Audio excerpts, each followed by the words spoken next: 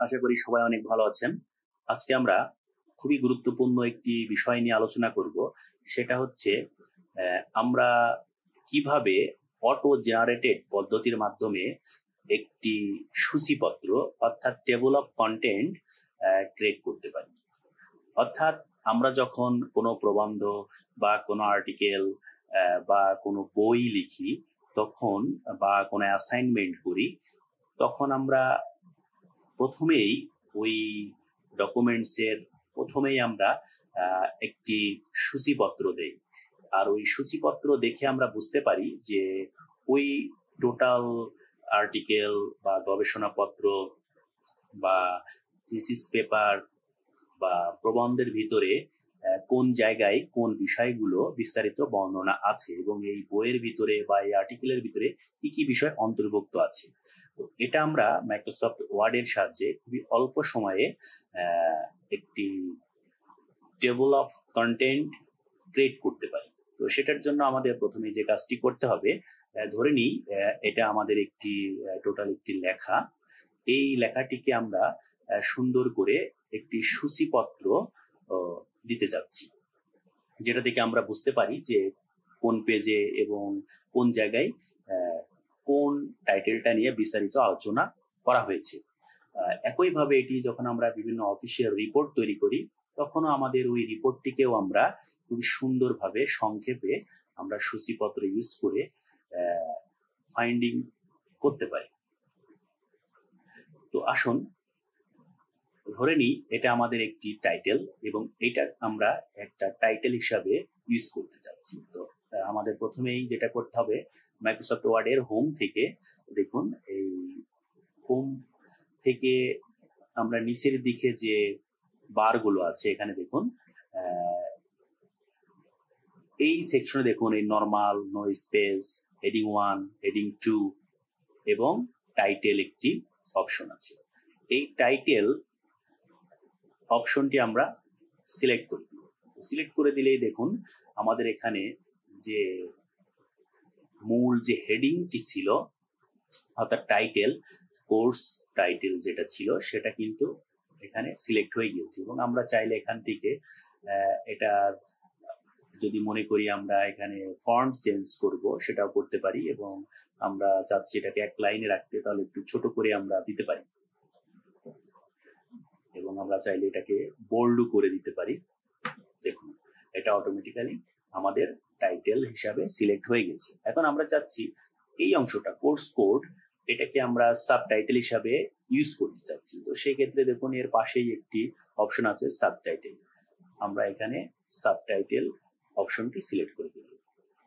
এরপরে আমরা এই অংশটিকে চাচ্ছি যে আমরা এটাকে হেডিং 1 হিসাবে সিলেক্ট করতে চাচ্ছি। তো এটা আমরা হেডিং 1 দিয়ে দিলাম। এরপরে এই অংশটাকে আমরা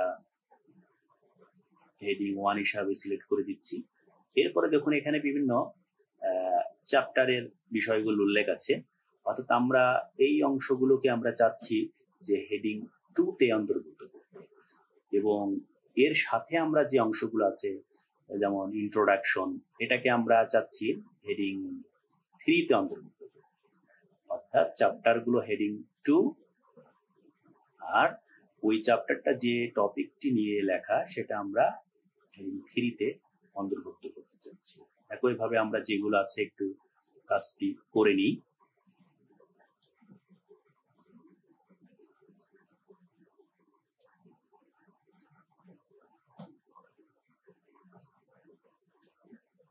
হেডিং 3 এবং দেখুন এখানে আবার এখানে আরেকটি অপশন আছে, হেডিং 3 আমরা যেটা দিয়েছি তার আন্ডারে দেখুন এখানে আবার দুইটি সাব পয়েন্ট আছে। এটাকে আমরা চাইলে হেডিং 4 হিসাবে দেখাতে পারি।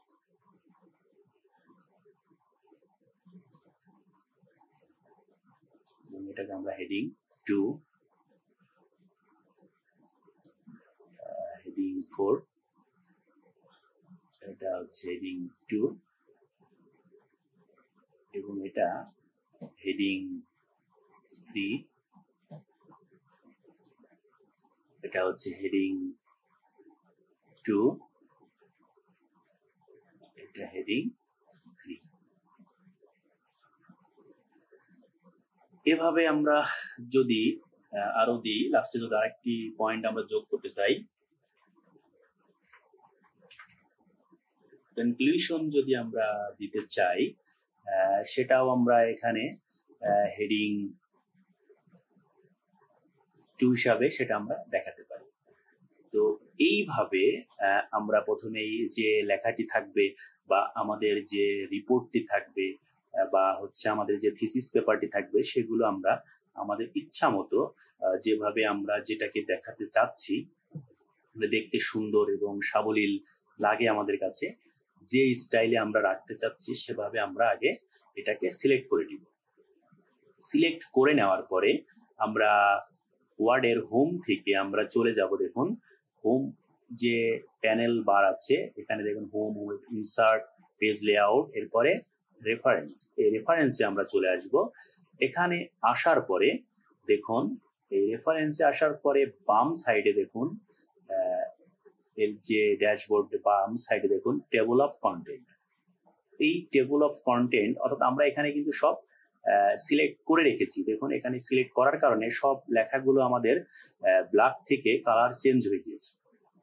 তো এখন আমরা এই টেবল অফ কন্টেন্টে দেখুন এখানে বিভিন্ন স্টাইলের টেবল অফ কন্টেন্ট আছে।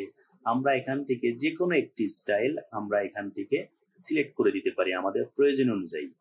তো এত বড় একটি লেখা এবং এখানে যদি শত শত পেজও থাকে, এভাবে সিলেক্ট করে নিয়ে আমরা যদি একটা জাস্ট ক্লিক করি, দেখুন অটোমেটিক্যালি দেখুন আমার খুবই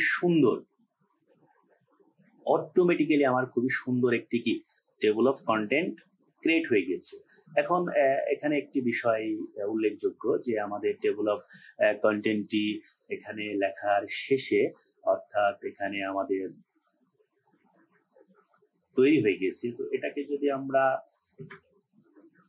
এখান থেকে বাদ দিতে চাই, আমরা যদি প্রথমে অর্থাৎ আমাদের পেজের প্রথমে দিতে চাই, সেটাও আমরা দিতে পারবো। অর্থাৎ আমাদের মাউসের কার্সারটি ওই জায়গায় সিলেক্ট হয়ে যাওয়ার কারণে আমাদের প্রথমে এটা শো করছে, এমন প্রবলেম আপনারা ফেস করতে পারেন। তো আমরা একটু হোমে যাই।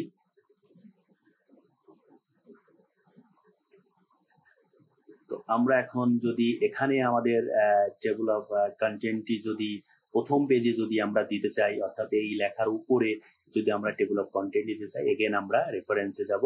রেফারেন্সে যে টেবল অফ কন্টেন্ট থেকে আমরা এটাকে সিলেক্ট করে দিব। দেখুন একদম আমাদের অর্থাৎ যে টাইটেলটি আছে, আমরা টাইটেলটিকে আর একটু এন্টার দিয়ে পরের পেজে দিয়ে দিই। দেখুন আমাদের প্রথম পেজে টেবল অফ কন্টেন্টটি চলে এসেছে। অর্থাৎ আপনি চাইলে দেখুন এখানে চ্যাপ্টার 1 এবং দেখুন হেডিং 1 আমরা যেগুলো সিলেক্ট করেছিলাম এটা, এবং আপনি যদি এখন চান যে না আমি এখন এই থিওরি অফ প্রোডাকশন এই জায়গাটিতে আপনি এখন যেতে চাচ্ছেন, তো সেটার জন্য আপনার কি করতে হবে, কিবোর্ডের কন্ট্রোল চেপে ধরে এই থিওরি অফ কনজিউমার বিহেভিয়ার এটার উপরে আপনি ক্লিক করবেন। দেখুন অটোমেটিক্যালি সেই জায়গায় আপনার চলে গিয়েছে ওই পেজে। হ্যাঁ, তো একইভাবে যদি আপনি চাচ্ছেন যে না আমি হচ্ছে থিওরি অফ কস্ট এই পেজটায় যেতে চাচ্ছি, এখানে আপনি প্রথমে যে টেবল অফ কন্টেন্ট আছে এটা সিলেক্ট করে নেবেন, নিয়ে কন্ট্রোল ধরে একটি ক্লিক করবেন, অটোমেটিক্যালি দেখুন থিওরি অফ কস্টে আপনাকে নিয়ে গিয়েছে। এভাবে আমরা মানে আমাদের শত শত পেজের যদি কোনো রিপোর্ট থাকে, সেই রিপোর্টগুলোকে আমরা একটু আই ক্যাচ করার জন্য খুবই অল্প সময়ে ওই রিপোর্টের ভিতরে কি কি বিষয় আছে, কোন জায়গায় কোন বিষয়টি আছে, এটা দেখার জন্য আমরা এই টেবল অফ কন্টেন্টটি ইউজ করতে পারি। এবং এটা খুবই সুন্দর এবং আপনার রিপোর্ট এবং আপনার যে কোনো থিসিস পেপার অথবা আর্টিকেল অথবা অ্যাসাইনমেন্টের সৌন্দর্য আরো বহুগুণে বৃদ্ধি করে দিবে। আশা করি এই ভিডিওটা থেকে আপনারা কিছুটা হলেও উপকৃত হয়েছেন।